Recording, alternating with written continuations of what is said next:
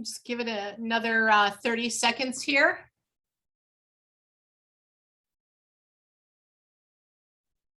Give people a chance to log in.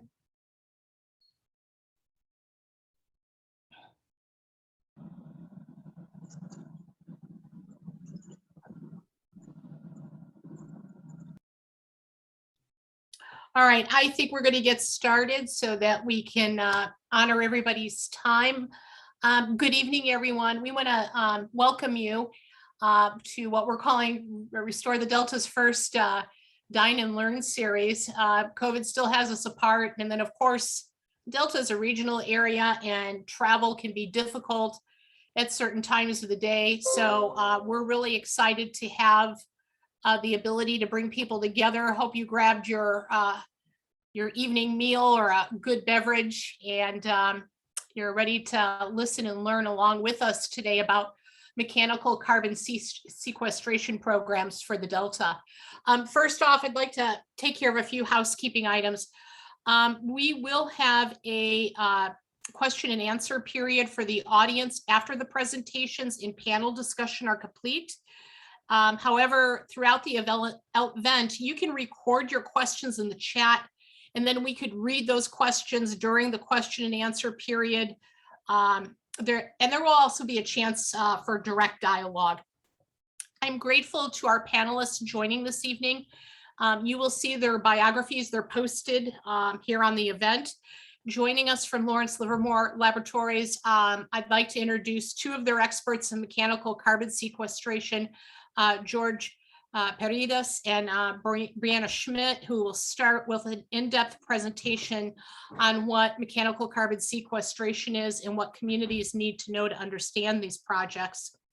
Also in the audience, joining us from Lawrence Livermore Foundation are Sally Ellen and Susan Houghton.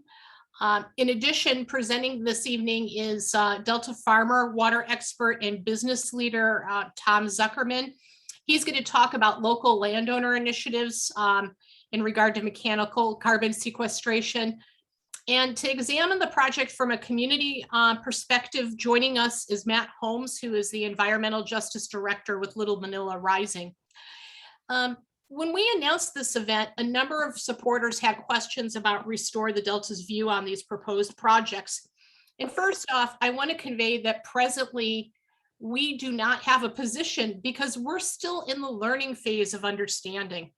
You know, at Restore the Delta, we maintain our credibility by championing the issues we do have expertise in and being inquisitive learners from experts when we don't have an in-depth understanding of a topic. What we wanted to do with this evening with this event is to facilitate community understanding of these projects, the science, the risk, and the benefits. We recognize that with both climate change and conservation water management programs, that technological answers, programs, and processes, they're going to become the norm, and we welcome tech answers to complex problems like carbon sequestration.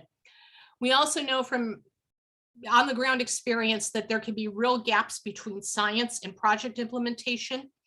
And our first and foremost concern always is to make sure that the environment, fish and wildlife, and more importantly, people are protected, kept healthy, and kept safe by projects that alter the environment. We strive to embrace change without sacrificing our duty as environmental protectors of the Delta.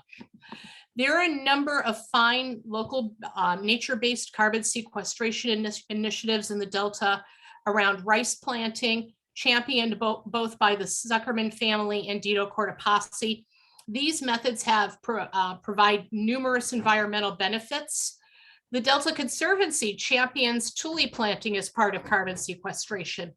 We see a combination of both these nature-based methods over the next 50 years as beneficial to wildlife, fisheries, the farming economy, and for the reduction of carbon in the atmosphere. We also are very supportive of large-scale natural carbon sequestration projects in the Sierra and throughout California. Mechanical carbon sequestration, an engineered solution, carries benefits and potential risks that need to be understood by communities. A lot depends on who is running the project And at Restore the Delta, we always first placed our trust in locally led initiatives by Delta landowners who not only have skin in the financial game, but who often live, work, and recreate on their own lands where projects will take place. Last, what we don't want to see is mechanical carbon sequestration becoming a tool to delay a just transition from fossil fuels to clean technology. Climate change is an immediate threat to all people and to the area that we love, the Delta.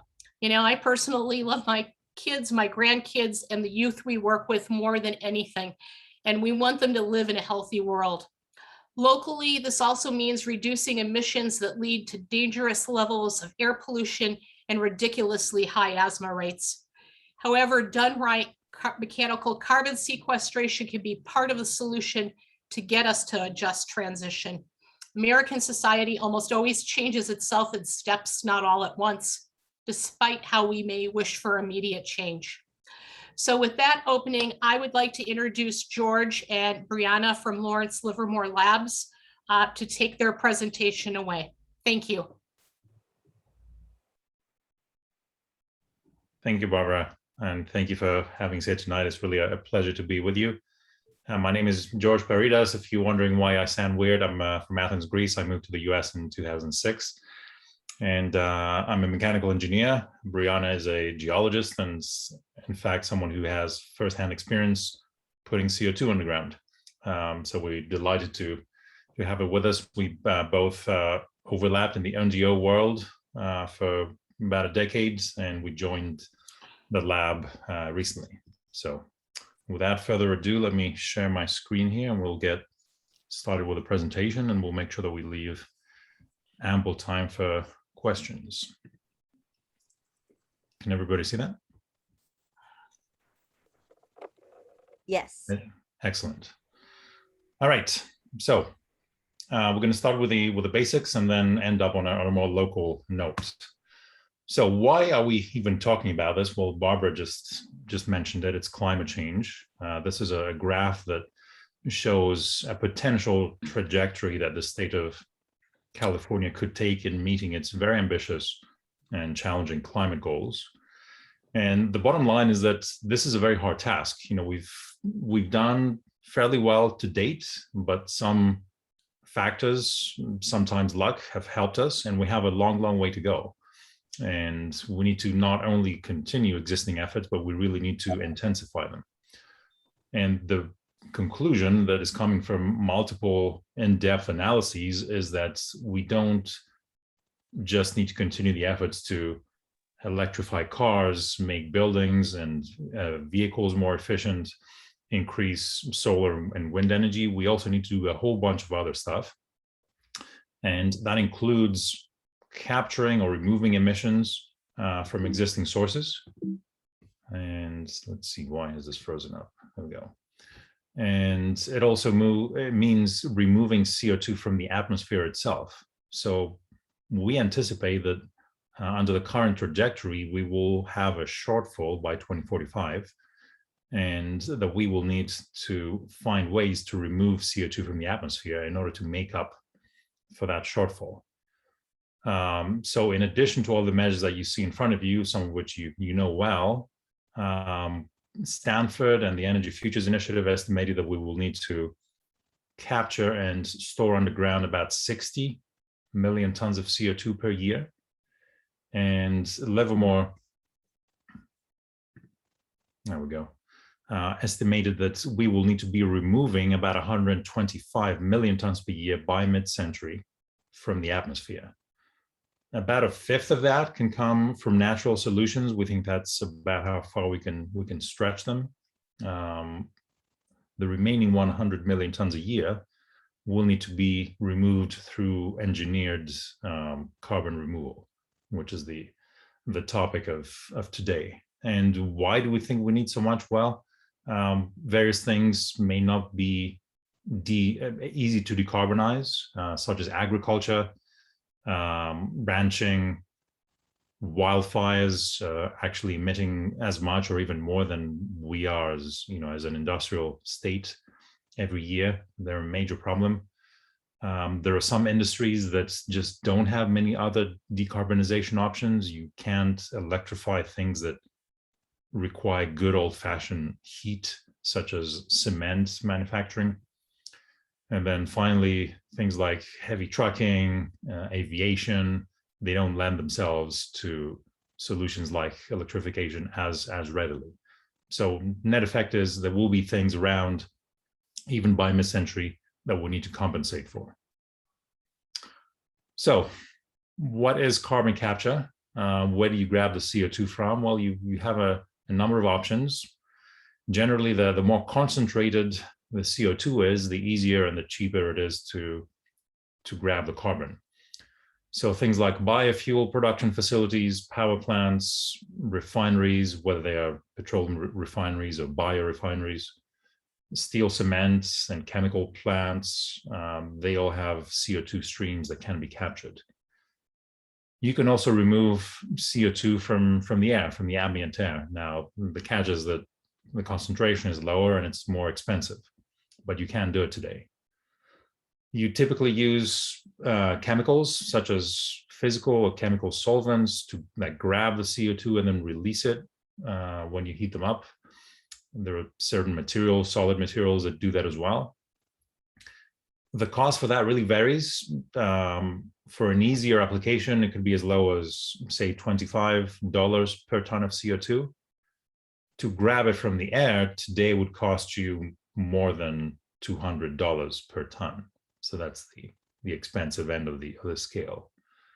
And typically, of the three steps involved in carbon capture and storage, which is the capture, the transport, and finally the storage, this is where you will see the most engineering, the most capital typically involved. So this is where you see most steel and infrastructure.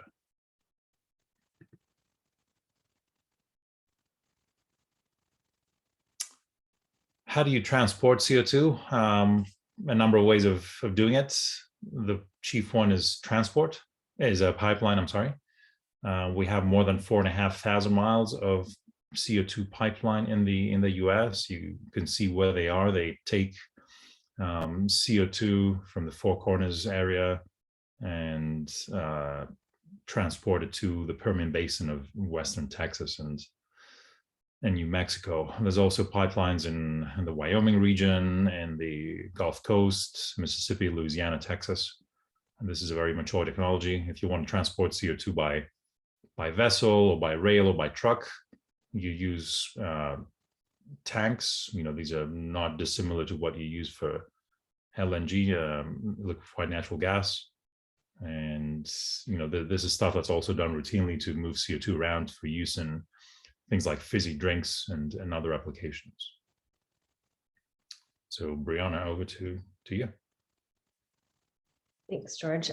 So the third step in that chain, as George mentioned, is geologic storage. Now, in some cases, the location where you're either capturing the CO2 from an industrial facility or a power plant, or removing it directly from the air using direct air capture, might be located over an area that's appropriate for geologic storage. But in some cases, as you saw in the previous map, it needs to be transported to an area where the geology is appropriate. So what is appropriate geology? It's a place where you have rocks that are solid but porous. So that's something like a sandstone, like you see in that picture in the upper right-hand corner. These aren't, I think sometimes there's an image in people's mind that there's sort of like a big cavern that the CO2 might be stored in. And it can happen in very rare circumstances, but mostly what happens is that the CO2 is stored in the pore spaces between the grains of the rock. So you have a formation like that, which is called a storage formation. Sitting above that, you have what's called a cap rock. So that's a rock that's solid, but has very little pore space, and that pore space is poorly connected. So that can keep the CO2 trapped in your storage formation. Appropriate sites, the CO2 is going to be stored very far from groundwater. It'll be thousands of feet deep, for example, a mile deep. It needs to be around 1,000 meters or about 3,000 feet deep, so you can compress it enough to do storage in the way that's more secure. And then there are multiple mechanisms that actually help trap and keep the CO2 underground, sorry. And as you can see in that little graph on the bottom left, they work over different time scales. So when you inject the CO2 underground initially, as I mentioned, it's as this dense compressed fluid. And you have the actual physical structures of the rock that hold the CO2 underground. Over time, those rocks that the CO2 is stored in also contain fluids. They're extremely salty fluids, often can be many times saltier than seawater. And that CO2 will eventually dissolve in that water over time, sort of like how CO2 is dissolved in the soda. And so that increases the storage security. Dissolved CO2 is more securely stored than just the dense liquid CO2. Sorry, I skipped one. That's called the solubility trapping. You also get called residual trapping. Essentially, the CO2 kind of gets stuck in those pore spaces and can't move. Then it dissolves in the water. And then finally, it can interact with the minerals in the rocks, what we call mineral trapping, and it actually gets converted into solid minerals over time. So you have a lot of mechanisms at work. And ultimately what this is doing is mimicking natural processes that have kept things like CO2, oil, water, natural gas trapped underground for tens to hundreds of millions of years. Next slide. So CO2 is injected through one or more injection wells. A good well or your sort of average well can inject about 1 million tons of CO2 per year. So depending on how much CO2 is being captured and needs to be stored, you can determine how many wells are needed. It also depends on like the specifics of the geology, but let's say on average 1 million tons per well. They have a very small footprint. As you can kind of see, there's a guy there for scale in that picture on the bottom left. The well head itself, what you see at the surface after all the drilling is done and the well's completed, is something that's, maybe 6 to 10 feet tall. Doesn't take up a whole lot of space. It's pretty unobtrusive. It has a similar sort of footprint, similar look as gas wells in the Delta, only these wells are subject to strict rules, which means that they're much better constructed and much better maintained than an average gas well. Next slide. So where is this happening in the world already? The United States currently has the largest concentration of CCS projects that are operating right now. But as you can see on the map, there are projects operating all over the globe. Some of these projects have been in operation for decades. The CO2 tends to more commonly be stored for the projects that have been operating for a long time in association with enhanced oil recovery. So you can inject CO2 underground and that helps produce more oil. We also have many projects around the world that use what is going to become, the much more common form of storage, which is what's called dedicated CO2 storage. So you're not producing oil in conjunction with it. You're just putting the CO2 underground and storing it there permanently. And George, I think with that, I'll hand it back to you. All right. So let's talk about risks. This may sound pretty exotic, and I'm guessing that some of you are thinking, what are the risks from doing this? Couple of notes on risk. First of all, how it's typically defined. It's probability times consequence. So having a high risk may mean that something isn't that big a deal when it happens, but if it happens very regularly, then that's a high risk. Or it may mean that something is very unlikely to happen, but it's really, really bad when it does happen. That again would be a high risk. So it's that product. Also a note here, risk tolerance is a very personal choice. And I think the whole COVID and lockdown thing has made that really evident. Even people who have similar outlooks on life may have a different appetite for risk. So we're not here to tell you what is right and what's wrong. That's a very personal choice. We're here to present information so you guys can make your minds up in an informed fashion. So the risks of capture, transport, and storage. The risks of capture, capture does not really add anything new to the host plant. So if you have a power plant, adding a CO2 capture unit will not dramatically or materially change the nature of that facility. Same goes for biofuel plants, natural gas cleanup plants, etc. So there's no big change there. Pipeline transport, as we said, we have a network of more than 4,500 miles in the US that's developed since the 1970s. That network has a very good track record with a couple of notable exceptions, one of which is recent. So the federal agency that regulates pipeline safety estimates that about 44 to 62,000 tons of CO2 have leaked since 1985. And that's a tiny percentage of the CO2 that gets moved around in those pipelines. And very notably, about 64 of the CO2 leaked is attributable to one particular operator in Mississippi. I will let you figure out who that is. But that is clearly pointing to a situation where you have a bad actor, and for the most part, you have a good track record. So that begs the question: why is it that this happens in that particular case, but not the rest? For the most part, we've had a clean track record. And we'll return to this question in a minute. How can you ensure that we safeguard this track record as opposed to witnessing this exception, which was admittedly bad?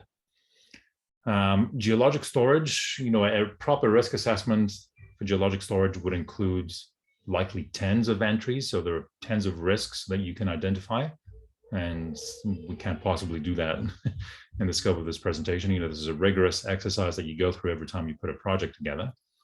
Here we are flagging 3 of what we think are the most important ones, and 3 that get commonly brought up. One is induced seismicity. So can you cause earthquakes when you inject CO2? The answer is yes. If you mess up, you can do that. And we've had instances, for example, in Oklahoma, where people were fracking for oil and gas, and they did the wrong thing. So this is something that needs to be taken seriously and analyzed. Good news is that this is also readily avoidable if you know what you're doing, and if you have a regulator that is safeguarding for this. In this case, we do, and Brianna will touch on that in a minute. The obvious question that gets asked is, okay, so I put the CO2 a mile or more down. Is it going to come out, or can it come out? This is not something that we're particularly worried about. Yes, it can come out, and there have been instances, which we will examine shortly, where the CO2 has come out. But the reason that we see oil and gas and water and brines and other stuff today is because nature has held it for millions to hundreds of millions of years. So this is not one of the hard risks to address, if you like. And you do that by being extremely selective in how you pick the right site to inject CO2 in the first place. The instances where we've had leakage were either the wrong places to begin with, or they were attributable to an error that shouldn't have happened, operator's error. Finally, groundwater contamination. A quick note here that we are injecting very deep, so well below the groundwater horizon.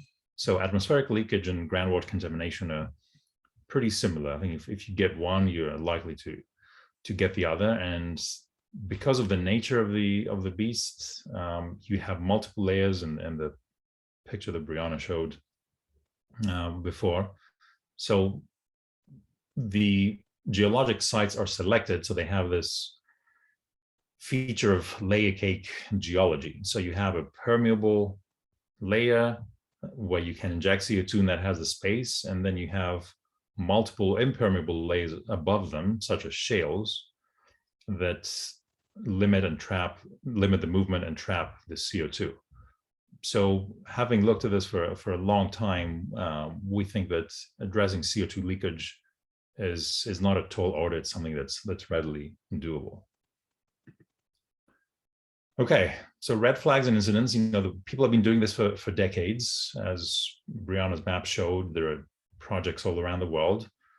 What has gone wrong? For the most part, I'm happy to report that things have gone extremely well. But we do have some notable exceptions, which we are flagging here. In Algeria, an operator, we someone got trigger happy essentially with the injection pressure exceeded what was wise, and they partially fractured the cap rock. So that impermeable shale layer that keeps the CO2 capped, they partially fracture that. Now, that doesn't mean that any CO2 leaked. The fracture did not go completely through the height of the cap rock, so it was partial, but nonetheless, this is, between us, a snafu and shouldn't have happened. It's something that could and should have been avoided. No CO2 leaked as a result.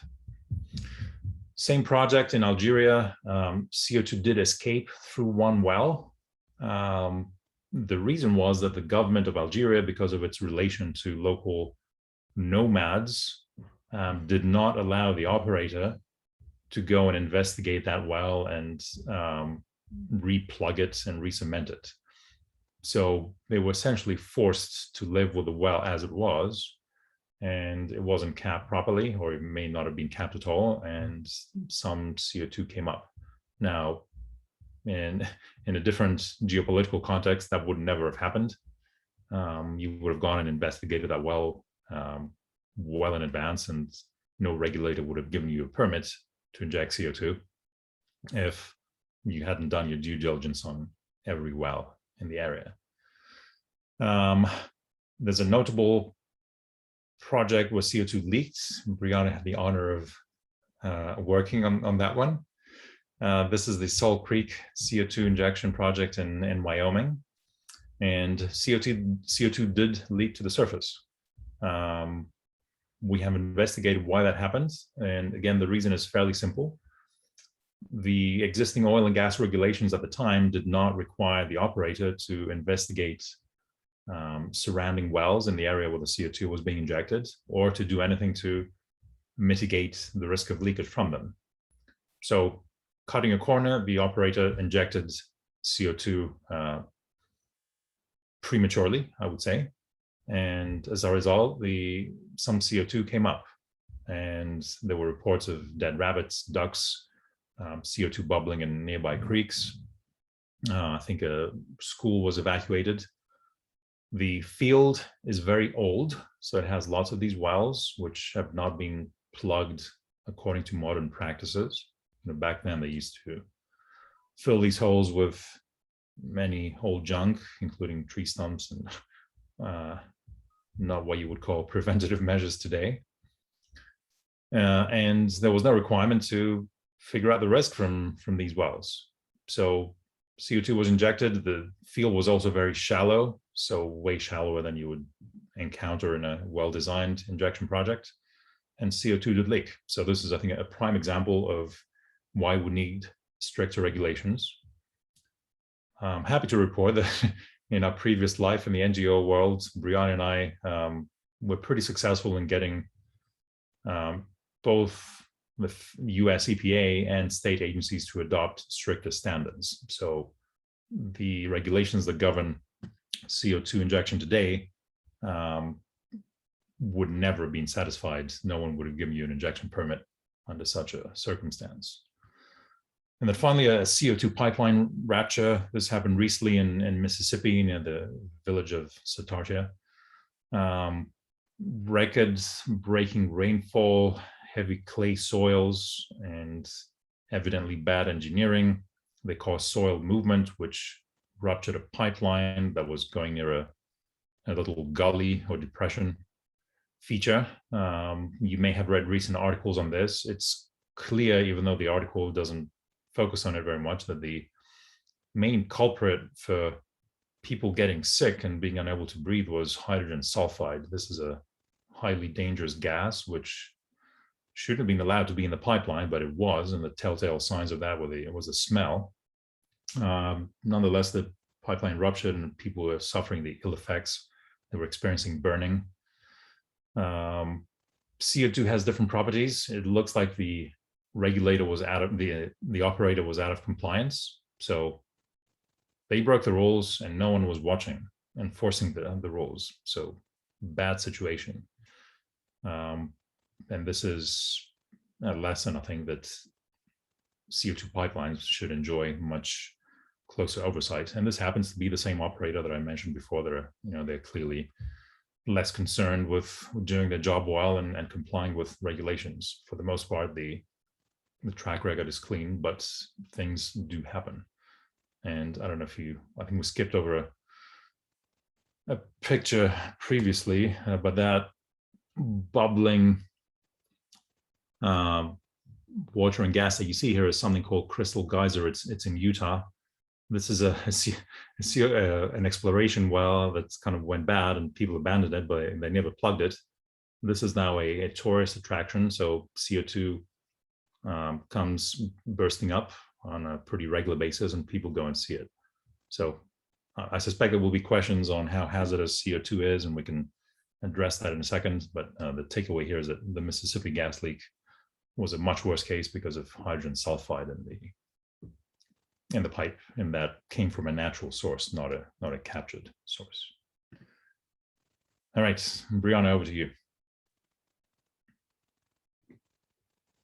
Great, thanks, George. So, what gives us confidence that this process does work and that those risks can be overcome? For one, again, this process is seeking to mimic as closely as possible the natural process by which fluids are held underground for tens to hundreds of millions of years. And we know that works in a natural setting. Obviously, there are additional challenges when we're talking about an engineered process, but that's the goal, is to return the CO2 back where it came from. We've been doing CO2 capture and injection in oil fields since the early 1970s. There have been about 80 million tons of so-called fresh CO2 that are injected annually. The CO2 in oil applications gets recycled. So that's the amount of new CO2 that gets injected. And so we have 30 years of pretty intensive academic research just in CO2 injection. We have even longer experience with injecting other fluids underground, things like wastewater and other fluids, natural gas. Obviously, none of these practices are without risks or without impacts, but we have many decades of learning. We have tens of demonstration projects worldwide. And again, many of those projects have had extensive research overlays on those. So, not just doing it for a commercial purpose, but also doing a lot of science associated with these types of injection projects. So we're learning by doing, so that the next project can be better done than the one before it. There has been a large CO2 or a CO2 injection project in a large oil field in Texas. They have been actively searching for groundwater contamination associated with that project and have not detected any after decades of CO2 injection. So we have, evidence from decades from multiple projects that, these can be done securely, that the CO2 can be kept underground over timescales that are relevant to actually addressing climate change. And we also have 20 years of sponsored research in the United States by the US Department of Energy. There's a link there. I'm sure we can provide this either in the chat or afterwards if you want to investigate some of that research, but it covers, the entire gamut of carbon capture and storage process. So you have research on the capture side, the transportation side, the storage side, investigating sort of all of these potential issues and developing new science and technology to address them. Next slide. So how is this practice regulated? There is a program at the federal level regulated by the U.S. Environmental Protection Agency called the Underground Injection Control Program. That regulates any activity where you want to inject a fluid underground. And that program is broken into what they call different classes of wells, and the different well classes regulate different types of underground injection. So the two that are most relevant to CO2 injection are called Class 2 and Class 6. Class 2 regulates CO2 injection associated with enhanced oil recovery. It's a much less stringent set of regulations because, for one, it covers a variety of activities. So it's not just CO2 for enhanced oil recovery, but also covers wastewater injection. It was also pretty heavily influenced by the oil and gas industry when those rules were being written. It's subject to different standards than the other classes. So for one, most classes of wells say if a state wants to have control over these regulations, your regulations have to be as stringent as the federal regulations. Class 2, you can do it under a different standard, which just says your program has to protect groundwater. In what that's resulted in is a huge variation in the quality and stringency of Class 2 regulations across the United States. So right now, California does oversee Class 2 for the state. It's regulated by a CalGEM. But then we also have Class 6. This is a much newer class of regulation. As George mentioned, this is something that he and I worked on pretty extensively when we were in the NGO world. This exclusively regulates underground injection for the purpose of geologic sequestration. It's currently managed mainly by EPA itself. Not as many states have requested primacy, what they call primacy, to be the prime regulator for that. It's much more close to the regulations that oversee the injection of hazardous waste. So they're much more stringent. They're designed for purpose, as opposed to the Class 2, where it's trying to, cover a bunch of different types of activities. Class 6 was written specifically for this purpose.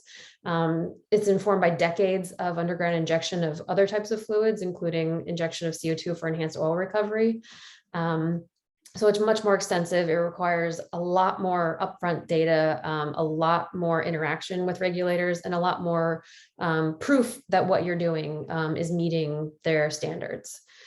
There's also in California some additional layers. So the California Air Resources Board have what they call their CCS protocol under the low carbon fuel standard.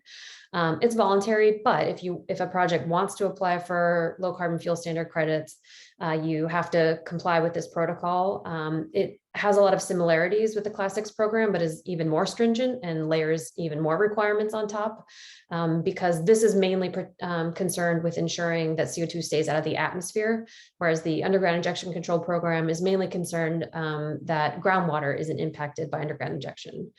You also at the federal level have the greenhouse gas reporting program, where projects have to report under these different subparts, but essentially it's to report how much CO2 you're injecting. But in the case of CO2 injected for storage, for dedicated storage, you have to have it's a much more stringent set of regulations again than what's applied to CO2 for enhanced oil recovery. You have to come up with what's called a monitoring, reporting, and verification plan. So again, it's concerned with ensuring that CO2 stays out of the atmosphere. Although in this case, there is a little bit of a gap because there's no enforcement mechanism under the greenhouse gas reporting program. It's reporting only. And then CARB also has a mandatory reporting rule. So the regulations here are much more recent. They're based on preventing impacts and learning from the failings that have happened in the decades of underground injection that have occurred prior to the date these are written. There's a lot of oversight. Has been no more than a handful of these permits have ever issued. It's a long and arduous process. The first permits took, I think, about 5 years to issue. So those are not something that are just rubber stamped. There's a lot of stringency and review that goes into issuing these permits. Next slide. So this is just an animation showing how, essentially giving you a sense of how deep CO2 is placed underground. So we'll just go ahead and let that play. So as we discussed, CO2 storage is much deeper than any usable groundwater. It has to be a minimum of about 3,000 feet deep to keep it in that sort of compressed liquid state, and is often stored much deeper. You have multiple layers of storage and sealing formations between your primary storage formation and the surface or any usable groundwater, such that if something does happen and somehow CO2 does escape your primary storage formation, you should have at least one, but in many cases multiple backup formations that can capture that CO2 before it impacts groundwater or before it reaches the surface. So these very strict state and federal rules have to be met. And I think it's fair to say that California has the most stringent CO2 storage regulations in the world. Next slide. So now we'll get into some more of these local questions. So why is the Delta a place that this is being considered? click the next. One of the reasons is that the Delta has world-class geology for doing this type of activity. Right here, you can see some maps of, there are 3 primary formations under the Delta that are suitable for geologic storage, and their suitability has been assessed on a variety of criteria. So things like how deep are they? How thick is the rock that overlays the storage formation? What's the quality of the water that's in those formations, and other criteria. So you can see in these 3, the extent of the formations that you see there are only the parts of those formations where at a sort of high level, these would be suitable. So you can see that they are present under the Delta, and they kind of end to the sort of southwest of the Delta and to the northeast. They're present over a large area, but they're present and thick and appropriately capped under the Delta. So that is one of the reasons why the Delta is of great interest for this. And I'll turn it back to George. Okay. The other reason is that the Delta is in proximity to quite a few CO2 sources. And these include biofuel plants, cogeneration plants, so heat and power plants, refineries, some chemical plants on the Pittsburgh to Antioch stretch. So the Delta is reachable through through several transportation means: vessel, rail, pipeline. Also, in theory, trucking, although I don't believe that's a highly suitable solution for the region. But nonetheless, there's world-class geology, and there are several CO2 sources in the area. The other thing that makes the Delta attractive is that every time you want to inject CO2 under somebody's property, you need to have the consent of the landowner, and you need to have the consent of the minerals owner. So in other places where you may have small parcels of land, you may be talking to tens or even more than 100 people. So it's hard to get agreement to do an injection. The Delta features very large islands that are in the hands of very few people. So that makes the logistics of CO2 injection much easier. And then finally, a kind of question why the Delta from an outsider's perspective. Why are people interested in projects? There are significant incentives in place that could come up to $250 a ton that are causing quite a bit of developer interest. So if you're hearing of people interested in doing projects, this is part of the reason. And I'm conscious here that we are running over, Barbara, so please feel free to cut us off. We're about to wrap up. So over to Brianna, who's going to finish on what we think you guys should be paying attention to. Thanks. Yeah. And, obviously I'm going to caveat this by saying this is, us as scientists, the things that we would think about if, this was going to be, in our backyard, and the sort of risks we think about when we think about these technologies. Obviously, you as community members are the ultimate experts in what your communities need and what you want to be paying attention to. So just say, obviously, this is from our more scientific perspective on working on these technologies. So transportation safety is obviously really important. As George highlighted, there have been incidents associated with transportation. And there are multiple methods by which CO2 can be transported. So it's a key part of it. Particularly for California, we're obviously a state where natural earthquakes occur frequently, and there are a large number of faults that can generate earthquakes. Seismic risks are, assessing the seismic risk, ensuring that any projects are not located near faults that can generate earthquakes, large damaging earthquakes, and that any injection that does occur is appropriate for the setting are going to be key. And also leakage. Part of the reason that we know the geology in the Delta is so good is because you have a history of oil and gas drilling there. That's where we get the data, but that also means that there are existing holes in the ground, and those holes need to be properly plugged. As George described, some of the problems we've seen with these types of projects in the past are where existing wells are not properly plugged. So that's very important. Air pollution, obviously, these facilities where the CO2 can be captured obviously are emitting pollutants as they are now.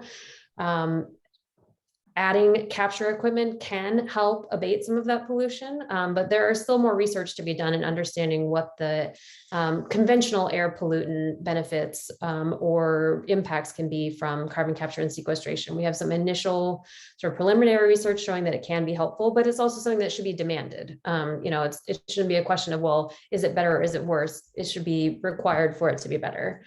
And then finally, there can, these projects, as George mentioned, can generate revenue, and communities where these projects are sited should share in those benefits. Next slide. Is this going to be our last one? Yep, this is the last Okay. one. So yeah, Thank we'll go through real quick. Yeah, so essentially, we've discussed that the regulations are extremely strong, but obviously the regulations are only as good as the enforcement, and the regulators. And so it has to be, ensured that regulators are doing their jobs. Things like the frequency of the inspection, ensuring that, test results and things like that are made public. Screening the operators who may be coming to the area to research what their track record might be. As George described, there's a CO2 pipeline operator who has a large history of problems. Talking to other communities where these projects may be located. Obviously, that's a lot, and all that responsibility can't fall to the community. And so having support from the companies who want to site these projects here to hire technical experts who are going to work on behalf of the community is something that can be asked for and can be considered. So we'll stop there. I know we're over our time, and thank you all so much for the chance to speak with you today, and look forward to having more discussion and answering questions later. Thank you so much. We would like to turn over the next presentation to Tom Zuckerman. If he is ready. I think I'm ready. Great. Well, thank you, Barbara, and thanks to you and Restore the Delta for yet another opportunity to speak to the people that are concerned about the future of the Delta and the local community. I got involved in this particular issue just about 2 years ago at the invitation of the Lawrence Livermore lab that was doing a exploration around to see where suitable sites. It turned out that the Delta was a particularly attractive area for potential carbon sequestration. And I think they contacted me because possibly the 50 odd years that I've been working on protecting the Delta water supply and recreation environment, but also because of my familiarity with landowners in the Delta. We began looking, and I've got 2 of my sons involved in this project as well, one of whom is here with me today.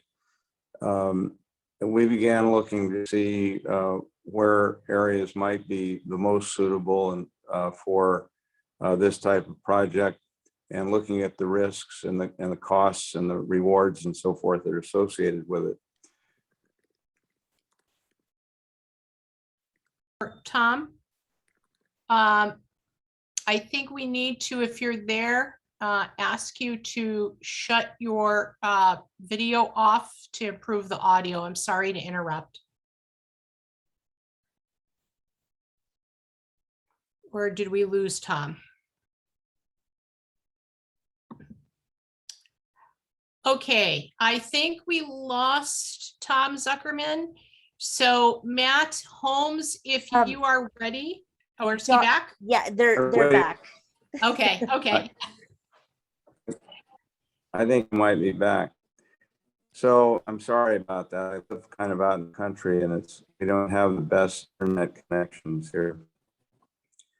One of the first things we were concerned about was, to what extent does the CCS program tend to prolong fossil fuel usage in the United States or in the world?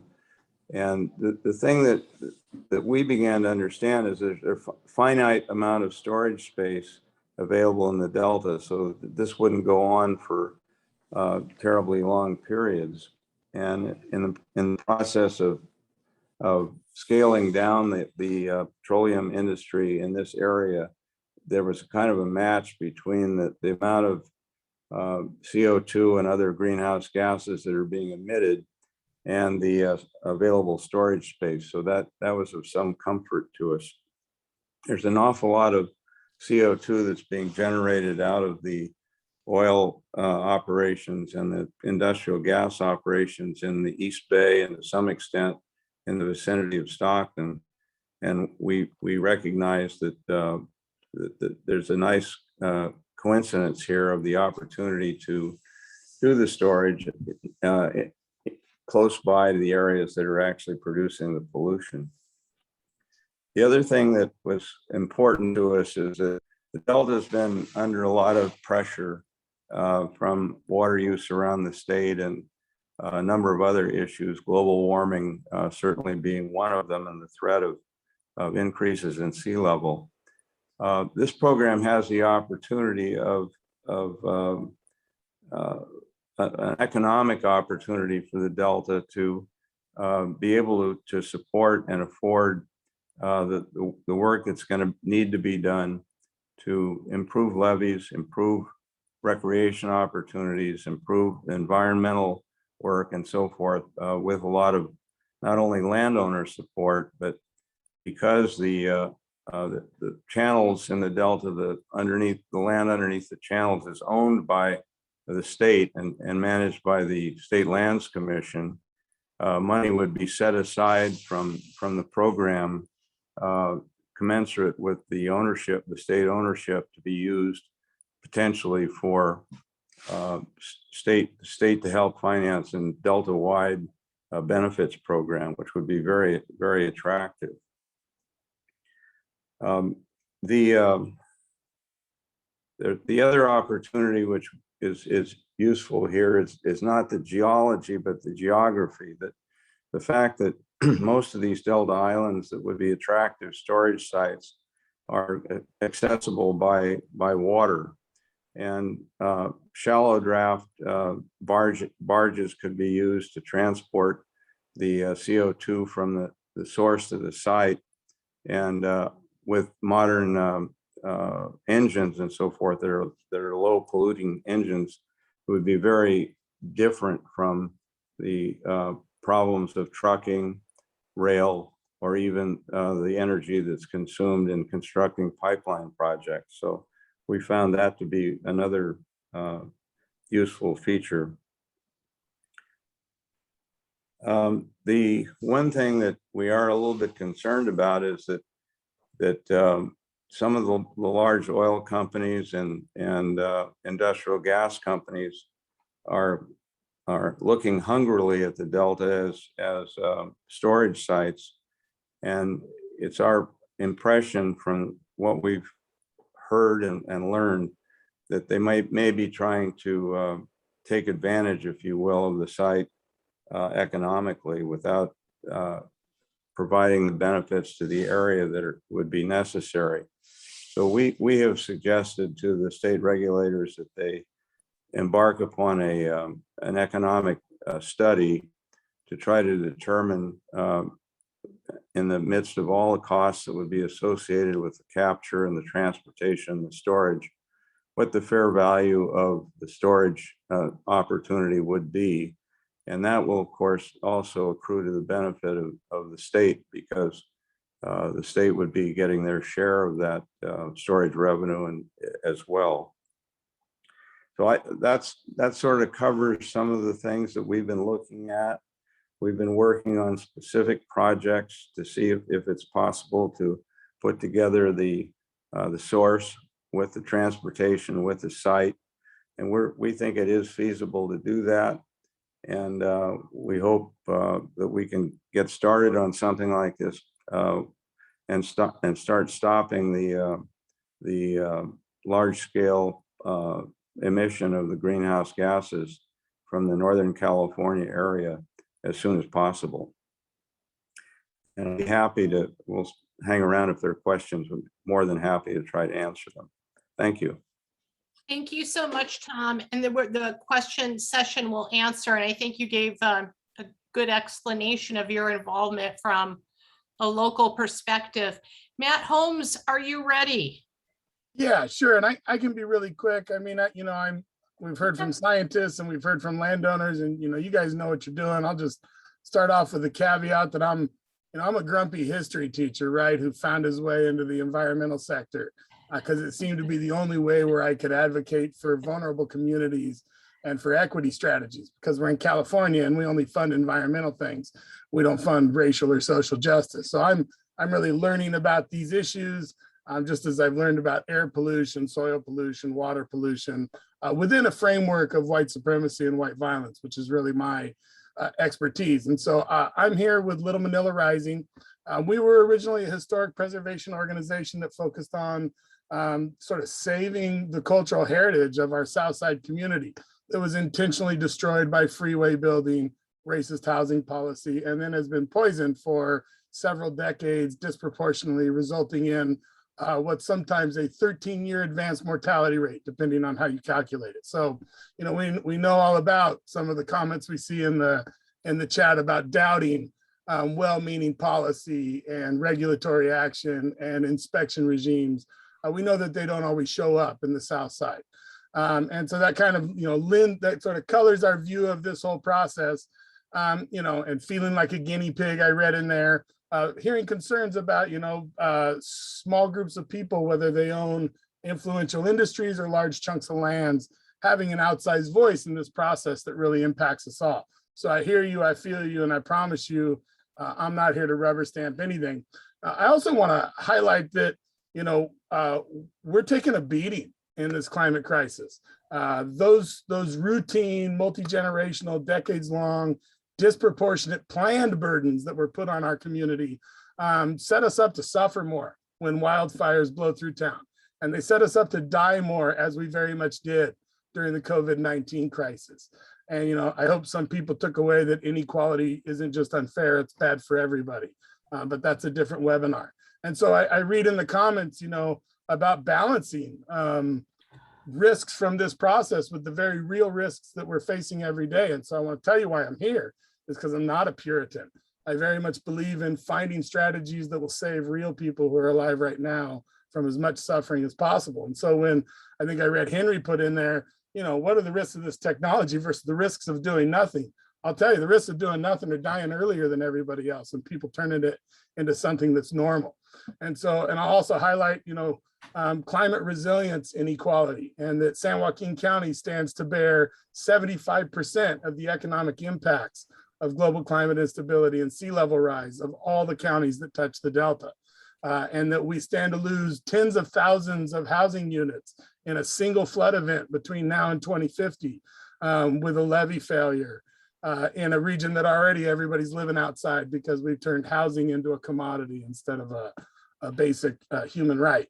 So, if my house is on fire, I'm not going to read the label on the fire extinguisher to see if it's got persistent chemicals in it. I'm going to put out that fire. And so I very much feel like I'm under duress and being pressed into taking a position on something that could possibly save my community and could possibly also jeopardize it.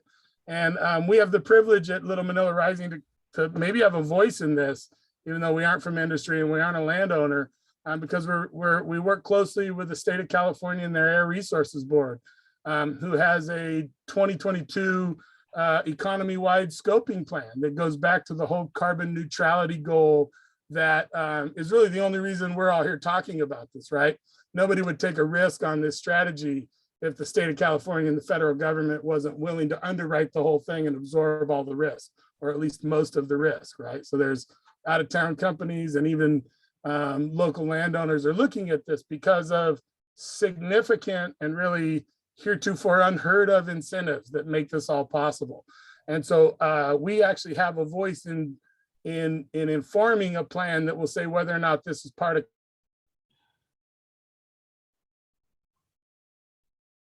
Matt, we lost you. Oh, okay. You lost me? Oh, I'm sorry. You're back. Oh, sorry. Good. You missed the best part, everybody. I don't know why my internet's unstable. I've got like a gallon of bandwidth here. Well, I'll speed up in case it happens again. So we're very much here to hear these questions and to share questions. And, we've had the privilege of meeting with the lab before. We really appreciate their evaluation and their feasibility. But you know, we are different. Like, we approach this from a precautionary principle, and we still feel like there is scientific uncertainty about this, and that there is a likelihood of harm from this. We don't think CO2 is a benign gas, noble as it may be. Is it a noble gas? I don't know. I'm a history teacher. But you know, I've seen farmers use CO2 to sterilize sheds and shipping containers. I've been a classroom teacher in poorly ventilated classrooms. AB 841 is passed to make sure California classrooms don't exceed unhealthy thresholds of CO2. So characterizing it as benign doesn't apply to human bodies. It also doesn't apply to the estuary that you see behind me, right? And so there's a huge cost benefit analysis and a worst case scenario projection that I've yet to see about burying CO2 underneath this delta. Because as we all did the science experiment in the classroom where you blow through a straw into a pH sensitive liquid, it acidifies when CO2 leaks through it. And what you see behind me is the largest carbon sink in California, and nobody needed to design it. It's the largest estuary on the west coast of both continents. It's a truly unique and special landscape that needs to be protected at all costs. So we really need to meet a very high bar for something like this to be seen as a value or a contribution to South Stockton communities that we work in. So there's a lot of questions that we'd like to still see answered, and we want to be a part of you know, communicating this, because I'll be honest, I work in a lot of environmental justice circles, and this one's catching a lot of people flat-footed. The only reason we even heard about this in great detail is we know Barbara. You know, we know Restore the Delta, who watchdogs this property like nobody's business. So, you know, we're very much interested in, as an environmental justice principle, distributing this concept, raising awareness, gathering meaningful, thoughtful, honest feedback, and delivering it to stakeholders that, you know, includes, you know, experience-informed perspectives. You know, like when I hear descriptions from the lab about how 43 to 62,000 tons of CO2 leaked, but those are outliers. You know, I challenge that with saying frontline communities know that outliers happen all the time, right? Ask somebody from the Gulf Coast about oil and gas production and regulation. Ask somebody from Pennsylvania about fracking practices. And I know those were all probably done wrong, as we heard. You know, throwing a stump in a hole is not a cap and seal. But that's normal in industry. That is normalized in industry, and we know that oil and gas facilities leak. And so implementing carbon capture and sequestration under the scientific controls that surely the scientists at the lab would implement doesn't always, and maybe even rarely, translate into industrial application. So we just want to raise the bar of awareness around that and our lack of confidence in industry. You know, you can ask 15,000 people from Chevron, from Richmond, who are hospitalized when Chevron blew up because they built an illegal pipe around a federal monitor. So, you know, regs are not foolproof. Regs are often circumvented. And I don't want to put my family or this region behind me subject to potentially enforced regulations and concerns. So, you know, what we'd like to see is, you know, this is a region that's been suffering from disinvestment.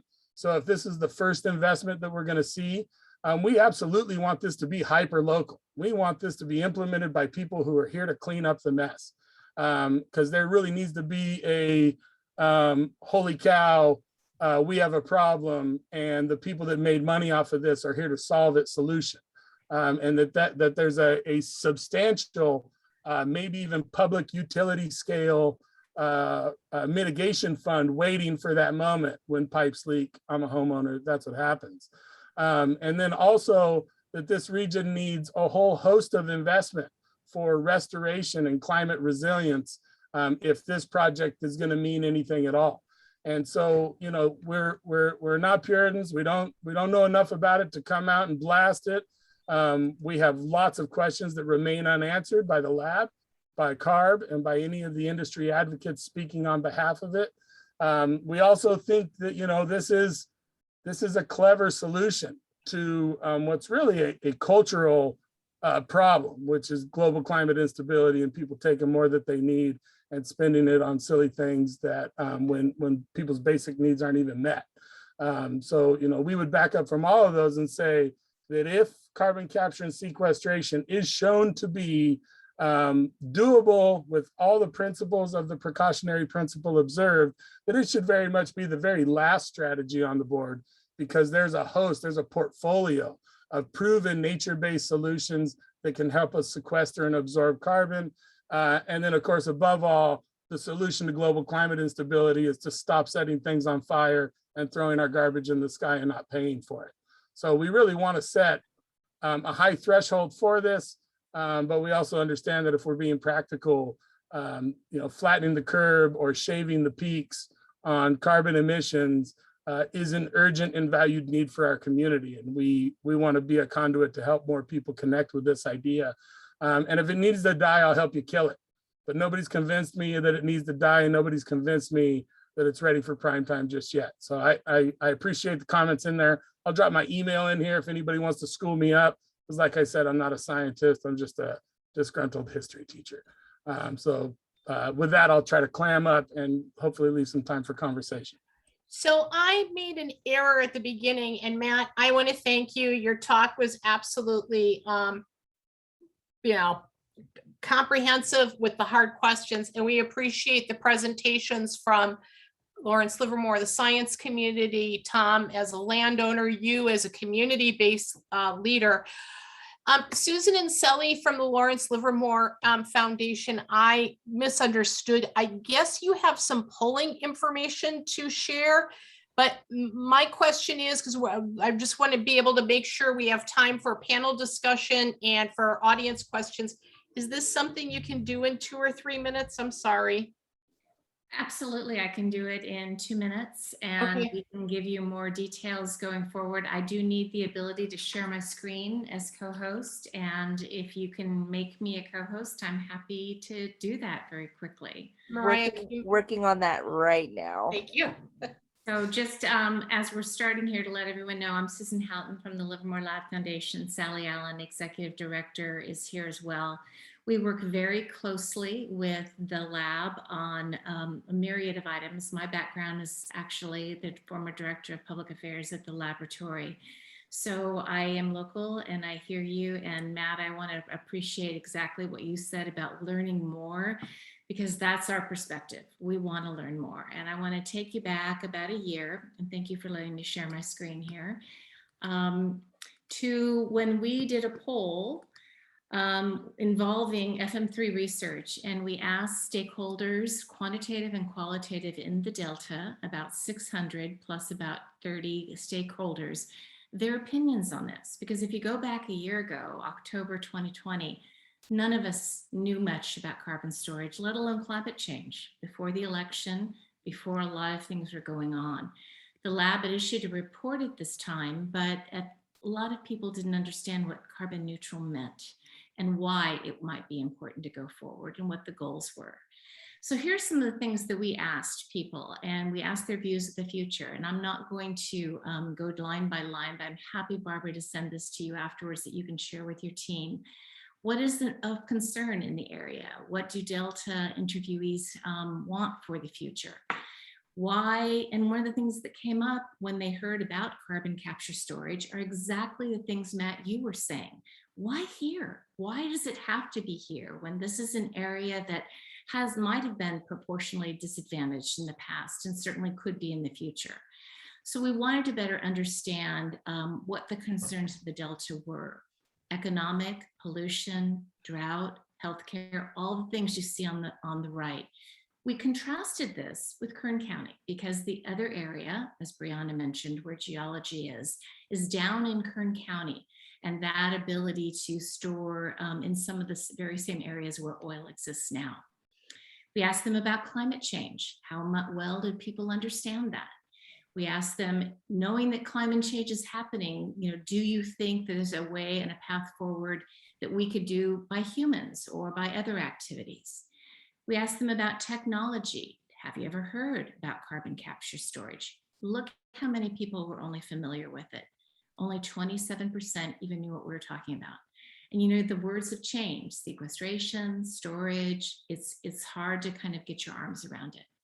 So we wanted to ask them, how do you feel about it? And here are the results that you see are broken down by whether it's favorable, unfavorable.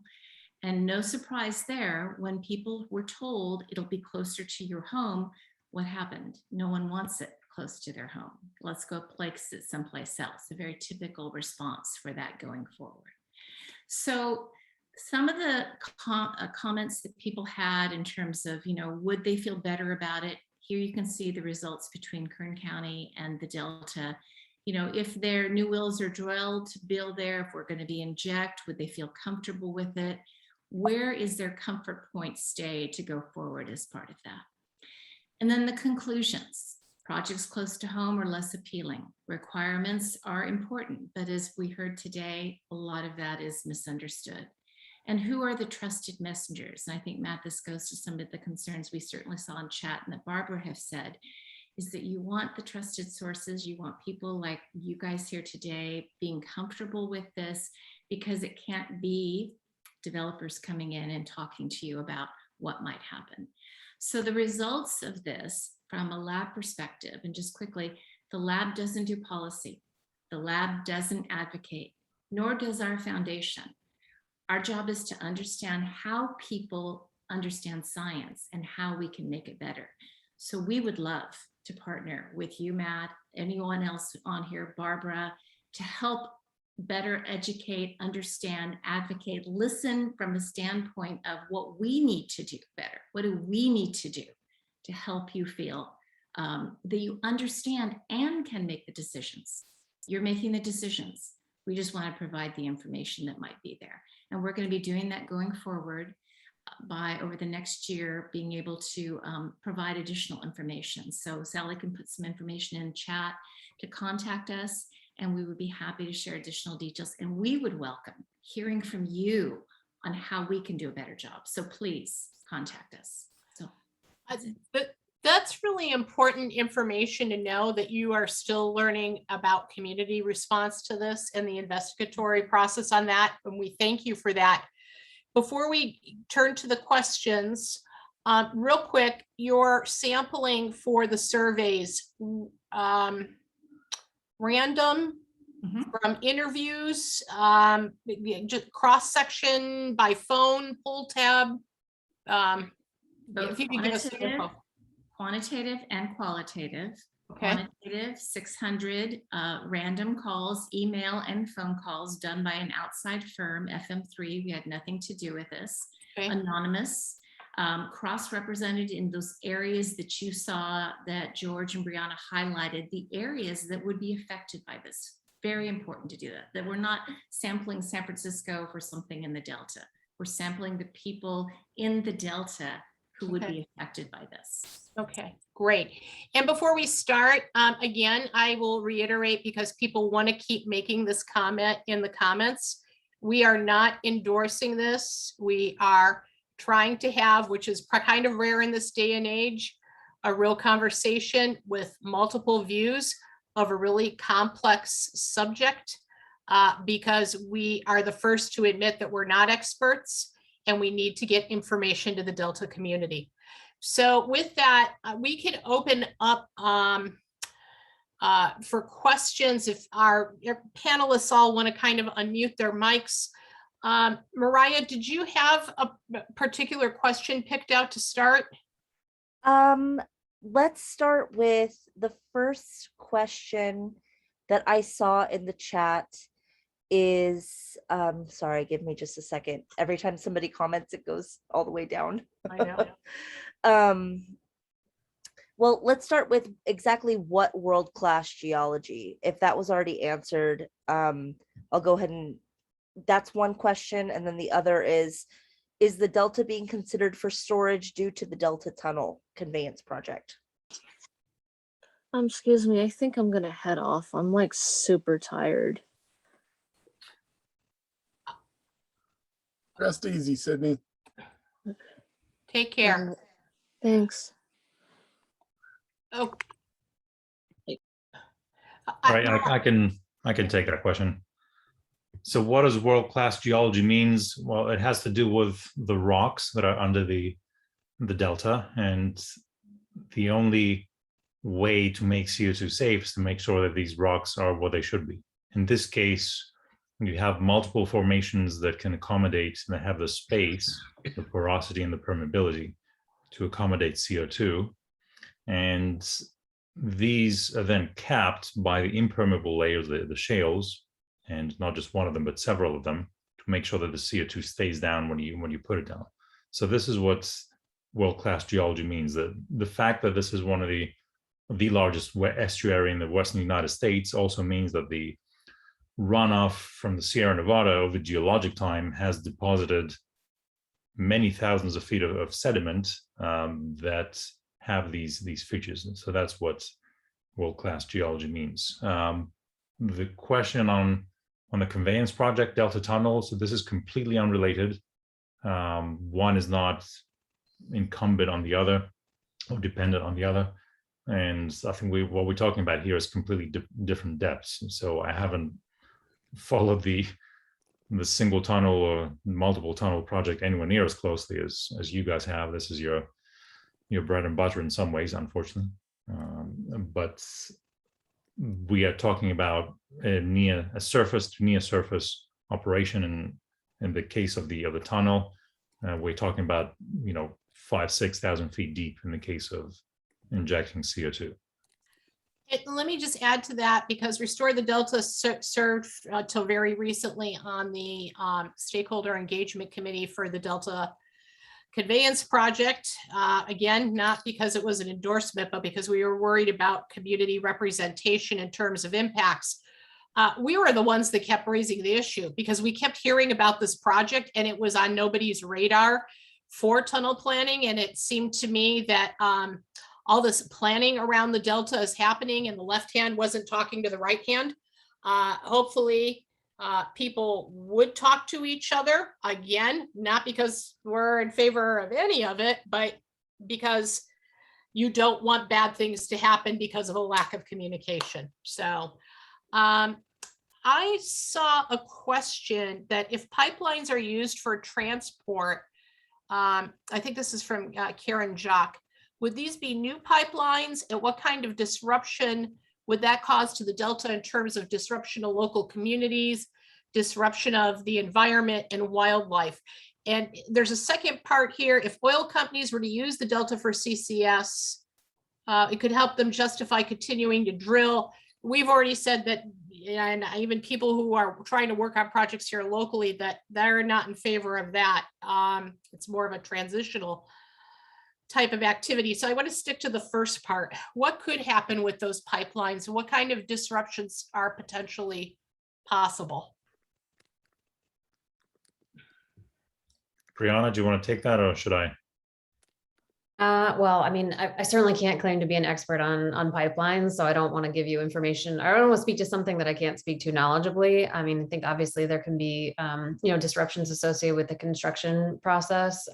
George has more to add. And then obviously, if there are issues with the pipeline over time, that can have impacts as well, as we've seen with some of these, the incidents, of leakage. But yeah, it's certainly not my expertise, so I don't want to speak incorrectly about it. As a follow-up, is the lab going to do any type of analysis on what the potential impacts are from a slow carbonic acid leak into the estuary? And I guess if we're talking about wells or pipes, how long do those have to be looked after? Because I guess there would become a point where you've put all the carbon in you can put into a project. How long, what is kind of the shelf life of having to monitor those facilities? So we have thought about doing such a study, Barbara. It's still in the scoping phase. We will also need to find funding for it, but I think this is a very legitimate question. I think we would need to partner up with individuals or an organization that know the specific local ecology of the Delta well. This is not a generic study. This is a Delta specific study. So if you could help us in that direction, we would be very appreciative. Lifetime of infrastructure and how long do you need to monitor for. So once your injection is complete, you're required to keep monitoring for 100 years. That's what CARB requires. The EPA requires 50 unless you can show that a different period is appropriate. What typically happens is that you plug and abandon your wells. There are specific standards for how you do that, which will be different to what applies to oil and gas. And we drove around the Delta and we saw many uncapped gas wells that clearly have been idle for a while. Yeah. There are tens, if not hundreds of them.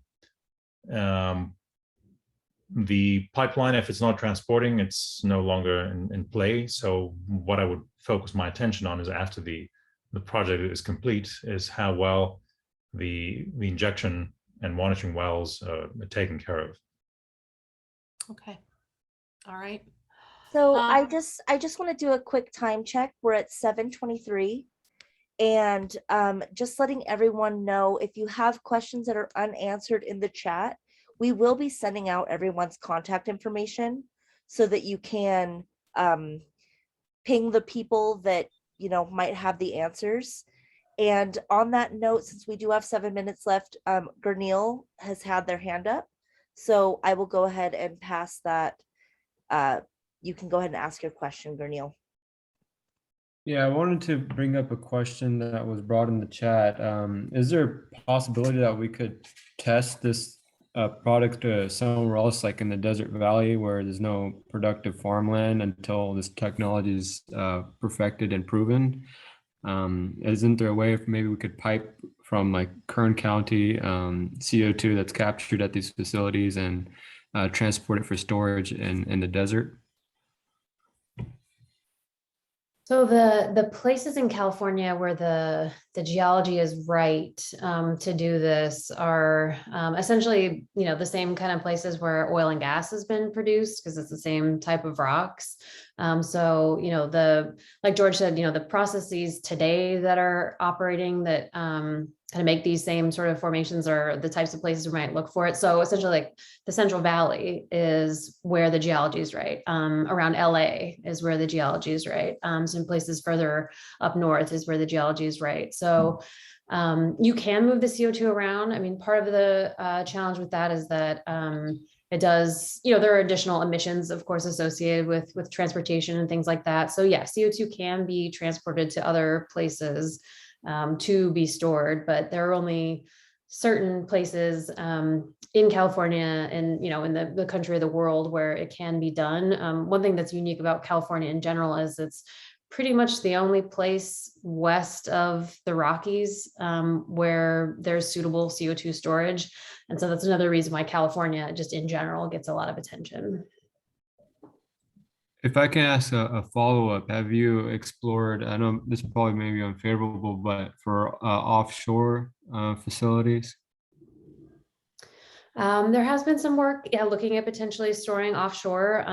In particular, there's been work more around like the Texas Gulf Coast and regions like that. Again, anywhere that's produced oil and gas probably has the right geology to store CO2. I think there are a lot of concerns also with storing CO2 offshore. I mean, obviously it's away from people, but given past issues with oil and gas production, I think there's a lot of hesitation from local communities as well about having CO2 storage in the offshore environment. So yeah, it's definitely possible. Doesn't necessarily alleviate a lot of the concerns about, is this the right place to do this for individuals who are concerned about the coastline or the oceans, but yeah, absolutely it can be done offshore. All right, thank you. I would add that internationally, both of these things have been tried. So one of the oldest running projects is offshore in the North Sea in Norway, and the Algeria project that we looked at previously was in the desert.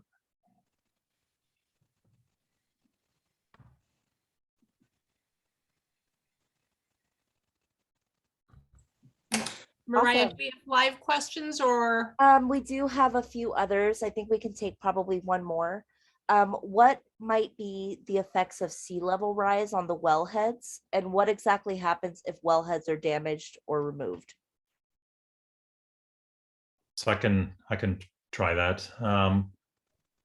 So sea level rise is a gradual thing. The one thing that I would be more worried in the delta is a levee breach, because that is a much more violent event, and you can see a sudden influx of water in a large volume of water in a very short amount of time. Sea level will gradually increase the tidal mark and place increasing strain on the levees, but really the much more violent event would be a levee failure.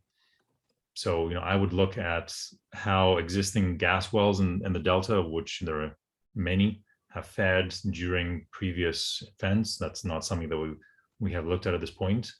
And I'm not a wellhead engineer here, so I would need to defer to somebody as to whether you could, for example, raise the wellhead on some elevated structure to take into account, if the water level is going to be 15 feet higher, if such a breach happens, if that takes care of the integrity of the well. Can I jump in on that question real quick? Yeah, go Mariah? ahead, Nat. Just because sea level rise is the thing that keeps me up at night, and it's one of the few things that makes me actually even entertain this idea. And levee breaches, having everything to do with emergent groundwater pathways, which it turns out nobody knows anything about the pathways of groundwater. And there's no monitoring systems in place that are really useful in determining where a potential breach would be. So, a system like this that increased, across the board funding in delta resilience and revetting the levees is one of the things I actually find appealing about CCS. But at the same time, I'm wondering, is there an assumption that if there's something wrong with the wellhead, the capped wellhead, that the CO2 is just going to bubble straight up, as opposed to following a whole host of Byzantine pathways from the leak to wherever? I mean, these are the worst case modeling scenarios that I really need to have answered, at least in the few venues where I have a say. And so, I'm assuming that well, I guess I'm not hearing that leaks have been modeled. It's just been assumed that regulatory and industrial practices will prevent those. Is that true? There's been some work to model leaks, in particular in that sort of like worst case scenario. They talk about where like the entire wellhead gets sheared off, something like that. And in a way, as weird as it sounds, in some cases that's the best outcome because it's easier to detect. And so, it's something that you can more readily detect and get in there and repair. Some of the work that was done on modeling sort of this worst case scenario is that the rate is limited by the speed of sound, which is pretty fast. So, it can be significant. Those slower leaks, like you're talking about, if it's following some sort of, leak in a casing or poorly cemented well, something like that. Those are the ones that are harder to detect, but obviously, releasing less CO2. There are a lot of sort of checks built into the regulation. They're supposed to catch things like that. I mean, one is just the way the wells are constructed in the first place, the monitoring and the testing you have to do over the life of the well to ensure that you have integrity. You have to monitor in the zones that are above your storage formation. So if you saw CO2, in a sand that's 100 feet above where you're supposed to be storing it, that would be a sign that something's wrong. So there are those checks and balances in there. It's something that's built into the permitting process. But yeah, I think some of it is learning from the projects that have happened so far. But yeah, it is going to be an iterative process, and all of that stuff has to be built into the permit. So you're describing there's like a remote sensor array around each wellhead at different layers. Mm-hmm. Yep, it's what they call above zone monitoring.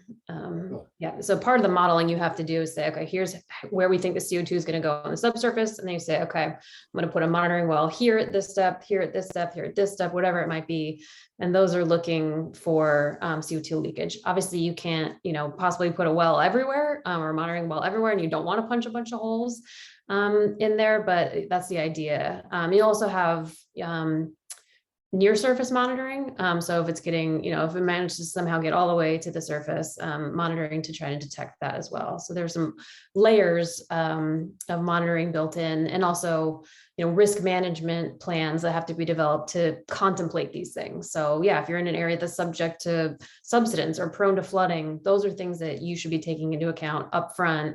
And, frankly, those could be things that make a regulator say, no, this isn't the right place to do this. All right. You answered a lot of questions. We absolutely appreciate the time from our friends at Lawrence Livermore, from our friend Matt Holmes, from the Zuckerman family. We thank all our friends who joined this event today. We thank everyone for their numerous different opinions. I think it was a productive discussion, and I think we have to keep going at it. So I'm going to thank everybody for their time. And we will be having an event, another event probably early December, and we'll give everyone a hit. Go look for Daniel O'Connell's book, In the Struggle, History of Academic Organizing Around Industrial Agriculture in California. So we're going to have a book club event next time. All right, for Dine and Learn. So thank you everyone very much. Have a great evening. Thank you all.